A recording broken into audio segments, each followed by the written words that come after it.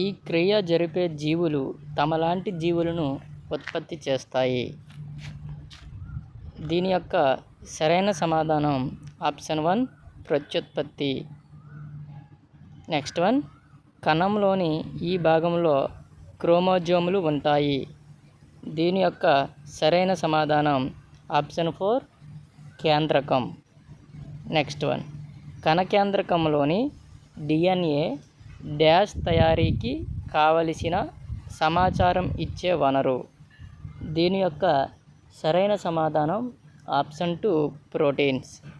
Next one, ప్రత్యుత్పత్తిలో దీనిని ఏర్పరచడం ఒక ప్రాథమిక సంఘటన. దీని యొక్క సరైన సమాధానం ఆప్షన్ 3 DNA నకలు. నెక్స్ట్ వన్, వీటిని తయారు చేసే ప్రక్రియలో ప్రతిసారి కొన్ని వైవిధ్యాలు ఉంటాయని ఊహించవచ్చు. దీని యొక్క సరైన సమాధానం ఆప్షన్ 1 DNA నకళ్ళు. నెక్స్ట్ వన్, జాతులు జనాభా స్థిరత్వంతో ముడిపడి ఉన్న ప్రక్రియ. దీని యొక్క సరైన సమాధానం ఆప్షన్ 4 ప్రత్యుత్పత్తి. నెక్స్ట్ వన్, ఇది కాలక్రమేణా జాతుల మనుగడకు ఉపయోగకరంగా ఉంటుంది.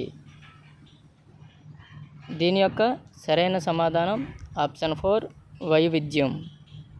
నెక్స్ట్ వన్, వివిధ జీవుల ప్రత్యుత్పత్తి పద్ధతులు వాటి యొక్క డాష్పై ఆధారపడి ఉంటాయి.